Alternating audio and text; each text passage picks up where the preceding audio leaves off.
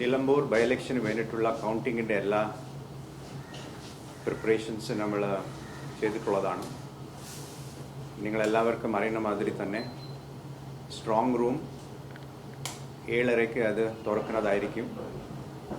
Strong room തുറക്കുന്നത് election commission of ഇന്ത്യയുടെ general ഒബ്സർവറുടെ സാന്നിധ്യത്തിൽ, പൊളിറ്റിക്കൽ പാർട്ടീസ് അവരുടെ റെപ്രസെൻറ്റേറ്റീവ്സിൻ്റെ സാന്നിധ്യത്തിലാണ് നമ്മൾ സ്ട്രോങ് റൂം തുറക്കുന്നത്. അത് 7:30 അത് തുറന്ന ശേഷം നമ്മുടെ വോട്ടിംഗ് തുടങ്ങുന്നത്, കൗണ്ടിങ് തുടങ്ങുന്നത് 8 മണിക്കായിരിക്കും. ആദ്യമായിട്ട് പോസ്റ്റൽ ബാലറ്റ്സ് ആണ് നമ്മൾ കൗണ്ടിങ്ങിന് എടുക്കുന്നത്.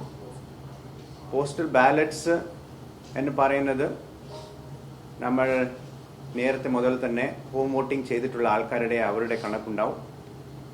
ഇലക്ഷൻ ഡ്യൂട്ടിയിലുള്ള ഉദ്യോഗസ്ഥരുടെ വോട്ടേഴ്സ് ഫെസിലിറ്റേഷൻ കൗണ്ടർ മൂലം എടുത്തിട്ടുള്ള ആ വോട്ട്സ് ഉണ്ടാവും. പിന്നെ ETPBS ഇലക്ട്രോണിക്കലി ട്രാൻസ്മിറ്റഡ് ആയിട്ടുള്ള പോസ്റ്റൽ ബാലറ്റ്സിന്റെ ആ കണക്കാണ് ആദ്യമായിട്ട് 8 മണിക്ക് എടുക്കുന്നത്. 8 മണിക്ക് ശേഷം ഒരു അരമണിക്കൂർ സാധാരണഗതിയിലെ ഇലക്ഷൻ കമ്മീഷൻ ഓഫ് ഇന്ത്യയുടെ നിർദ്ദേശം അനുസരിച്ചിട്ട് നമ്മൾ വെയിറ്റ് ചെയ്യും.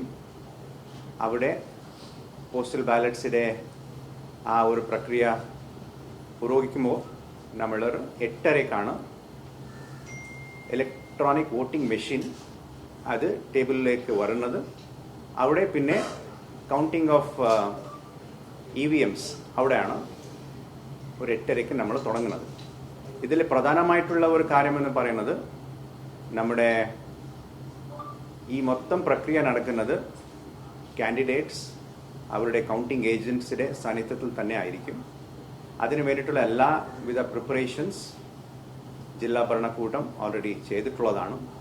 നമുക്കറിയാം, നമ്മുടെ ഈ പ്രാവശ്യം നിലമ്പൂർ ബൈ ഇലക്ഷനിലെ പോസ്റ്റൽ ബാലറ്റ്സ് എണ്ണാൻ വേണ്ടിയിട്ടുള്ള ടേബിൾസ് ഒരു 5 എണ്ണമാണ് നമ്മൾ അതിന് വേണ്ടിയിട്ട് മാറ്റി വെച്ചിട്ടുള്ളത്. ഈ 5 ടേബിൾസിലെ 8:30 ആദ്യമായിട്ട് പോസ്റ്റൽ ബാലറ്റ്സിന്റെ എണ്ണം തുടങ്ങും. പിന്നെ 14 ടേബിൾസിലെ EVMസിന്റെ ആ എണ്ണം അവിടെ തുടങ്ങും.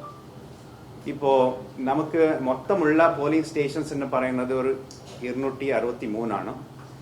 സോ 263 ആ ഒരു പോളിംഗ് സ്റ്റേഷൻസിലെ EVMs നമ്മൾ 14 ടേബിൾസിലെ നമ്മൾ വോട്ട് എണ്ണം തുടങ്ങുമ്പോൾ നമുക്ക് അത് പൂർത്തിയാക്കാൻ വേണ്ടിയിട്ട് 19 റൗണ്ട്സ് ആണ് ആവശ്യമായി വരുന്നത്. അതായത് 263 ഡിവൈഡഡ് ബൈ 14 അത് ഏകദേശം 18.8 ആവും. സോ ഒരു 19 റൗണ്ട്സ് ആണ് നമുക്ക് ഈ ബൈ ഇലക്ഷന്റെ ഭാഗമായിട്ട്, ഈ കൗണ്ടിങ്ങിന്റെ ഭാഗമായിട്ട് നമുക്ക് വരുന്നത്. ഈ 19 റൗണ്ട്സ് കറണ്ടിട്ടായിരിക്കും നമുക്ക് അവസാനത്ത് ഈ EVMസിന്റെ എണ്ണം കറഞ്ഞ ശേഷം നിയമാനുസൃതം നമുക്ക് ഒരു LACയിലെ, അതായത് നിലമ്പൂരുടെ LACയിലെ നമുക്ക് 5 VVPATs നമുക്ക് മാനുവലായിട്ട് അത് നമുക്ക് അതിന്റെ ഒരു എണ്ണം കൂടി നമുക്ക് ചെയ്യേണ്ടത് വരും. സോ ഇങ്ങനെയാണ് നമ്മുടെ ഇന്നത്തെ പ്രക്രിയ നമുക്ക് നടക്കാൻ പോകുന്നത്.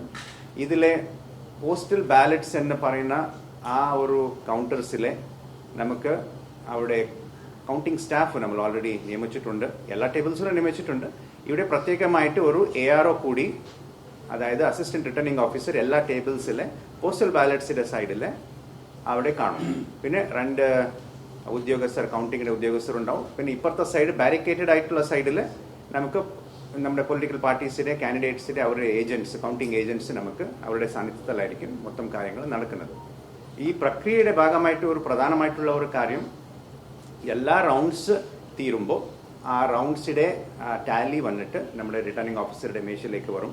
റിട്ടേണിംഗ് ഓഫീസർ അത് കണക്കാക്കിയിട്ട് എല്ലാം കൃത്യമായിട്ടുണ്ടോ നോക്കിയ ശേഷമാണ് റിട്ടേണിംഗ് ഓഫീസർ ആ ഒബ്സർവറുടെ സാന്നിധ്യത്തിൽ ആ ഒരു റൗണ്ട് ഡിക്ലെയർ ചെയ്യുന്നത്. ആ ഡിക്ലെയർ ചെയ്യുന്ന എല്ലാ റൗണ്ട്സ് നമ്മുടെ ഇലക്ഷൻ കമ്മീഷൻ ഓഫ് ഇന്ത്യയുടെ results.eci.gov.in എന്നുള്ള അവരുടെ വെബ്സൈറ്റിൽ ഇത് പ്രസിദ്ധീകരിക്കും. അവിടെ റിട്ടേണിംഗ് ഓഫീസർ ഡിക്ലെയർ ചെയ്യുന്ന സമയത്ത് തന്നെ അവിടെ നമുക്ക് കാണാൻ സാധിക്കും. പിന്നെ എല്ലാ റൗണ്ട്സ് കണ്ടിട്ട് അവസാനത്ത് ഒരു ഫോർമൽ ആയിട്ടുള്ള ഡിക്ലറേഷൻ ഉണ്ടാവും. ആ ഡിക്ലറേഷൻ സമയത്തായിരിക്കും ബാക്കി റിസൾട്ട്സ് ഫൈനലായിട്ട് ഡിക്ലെയർ ആയിട്ട് വരാൻ പോകുന്നത്.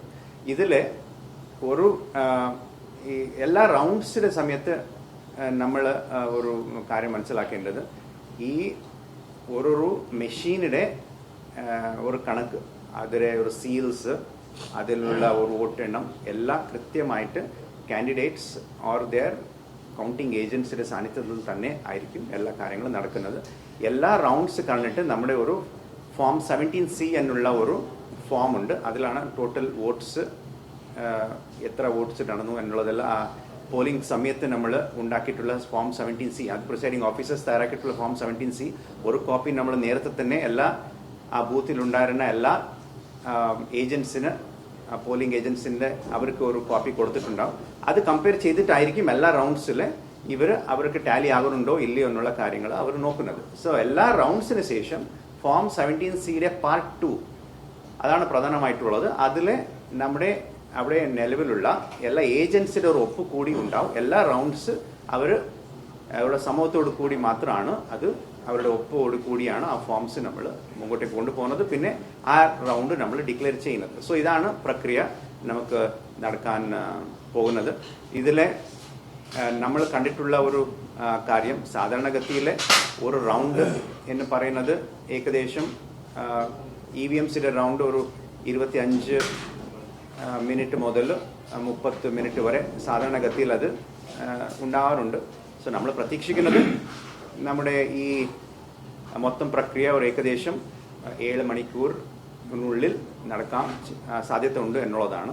പിന്നെ അത് കഴിഞ്ഞിട്ടാണ് നമ്മുടെ മാനുവലായിട്ട് നമ്മുടെ VVPAT എണ്ണം തുടങ്ങേണ്ടത്. അത് ഏകദേശം ഒരു 45 മിനിറ്റ് മുതൽ ഒരു മണിക്കൂർ വേണ്ടി വരും ഓരോരു VVPATയുടെ മാനുവലായിട്ട് വെരിഫൈ ചെയ്യാനുള്ള ഒരു പ്രക്രിയ എന്ന് പറയുന്നത്. സോ ഏകദേശം നമുക്ക് EVM റിസൾട്ട്സ് നമ്മുടെ ഒരു അനാലിസിസ് അനുസരിച്ചിട്ട് ഒരു 3 മണിക്കൂറിനുള്ളിൽ ചെയ്യാൻ സാധിക്കും എന്നുള്ളതാണ്. പിന്നെ ബാക്കി പ്രക്രിയ എന്തായാലും അത് സാധാരണഗതിയിലെ നമ്മുടെ റിട്ടേണിംഗ് ഓഫീസർ ഒബ്സർവറുടെ സാന്നിധ്യത്തിൽ അത് ചെയ്യുന്നതായിരിക്കും. സോ ഇത്ര കാര്യങ്ങളാണ് ഇന്നത്തേക്ക് നമ്മൾ അവിടെ സജ്ജീകരിച്ചിട്ടുള്ളത്.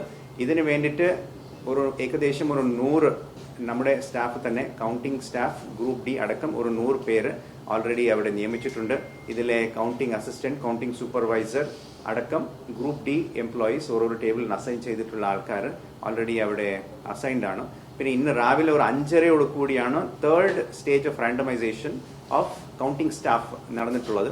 അതായത് ഒരു ടേബിളിന് അസൈൻ ചെയ്യാനുള്ള ഉദ്യോഗസ്ഥരുടെ പേര് 5:30ക്കാണ് ഒബ്സർവറുടെ സാന്നിധ്യത്തിൽ അത് ഡിസൈഡ് ചെയ്തിട്ടുള്ളത്. അതൊരു IT സിസ്റ്റമാണ്. ആ സിസ്റ്റം വഴി റാൻഡമൈസ് ആയിട്ട് ഒരാൾ ഒരു ടേബിളിലേക്ക് അസൈൻ ചെയ്ത് പെടും. പിന്നെ അത് നമ്മൾ പ്രസിദ്ധീകരിച്ച ശേഷം അവിടെ വന്നിട്ടുള്ള ഉദ്യോഗസ്ഥർ അവർക്ക് അപ്പോൾ ആണ് മനസ്സിലാവുന്നത് ഏത് ടേബിളാണ് അവർക്ക് അസൈൻ ചെയ്തിട്ടുണ്ട് എന്നുള്ളത്. സോ അങ്ങനെയുള്ള എല്ലാ പ്രക്രിയ കൃത്യമായിട്ട് ഇന്ന് അവിടെ നടന്നിട്ടുണ്ട്.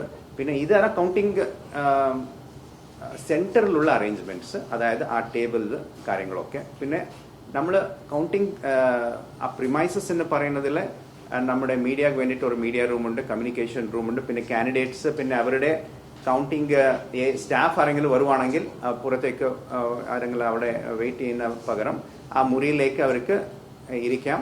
അവരുടെ മൊബൈൽ എന്തായാലും അക്കത്തേക്ക് നമുക്ക് കൊണ്ടുപോകാൻ സാധിക്കത്തില്ല. സോ മൊബൈൽ അവിടെ വെക്കാനുള്ള ഒരു സംവിധാനം, അവർക്കുള്ള ഒരു ബേസിക് ഫെസിലിറ്റീസ് സെന്ററിൽ ഒരുക്കിയിട്ടുണ്ട്.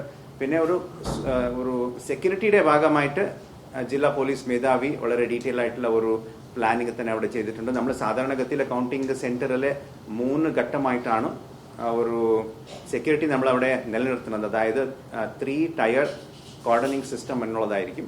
അത് ഈ നമ്മുടെ ഈ കൗണ്ടിംഗ് സെന്ററുടെ ഒരു 100 മീറ്റർ അകലെ ഒരു ഫസ്റ്റ് ബാരിക്കേഡ് ആയിരിക്കും. അതാണ് സ്റ്റേറ്റ് പോലീസ് സാധാരണഗതിയിൽ അത് മോണിറ്റർ ചെയ്യുന്നത്.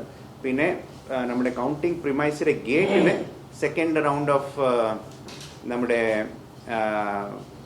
ഒരു കോർഡനിങ് ആയിരിക്കും. അത് സാധാരണഗതിയിലെ ആംഡ് ബറ്റാലിയൻ അല്ല സ്റ്റേറ്റ് ആംഡ് പോലീസാണ് അവിടെ ഫ്രിസ്കിങ് കാര്യങ്ങളൊക്കെ നടക്കുന്നത്. പിന്നെ കൗണ്ടിംഗ് സെന്ററിന്റെ ജസ്റ്റ് പുറത്ത് സെൻട്രൽ ആംഡ് ഫോഴ്സസ് ഡിപ്ലോയ് ചെയ്തിരിക്കും. നമുക്ക് എല്ലാവർക്കും അറിയാം, നമുക്ക് ഒരു കമ്പനി സെൻട്രൽ ഫോഴ്സസ് ആണ് കിട്ടിയിട്ടുള്ളത്. ഒരു കമ്പനി എന്ന് പറഞ്ഞാൽ ഏകദേശം 90+ ഒരു 100 ആൾക്കാരുടെ ഒരു കമ്പനിയാണ്. അത് മൊത്തം നമുക്ക് അവിടെ ലഭിച്ചിട്ടുണ്ട്.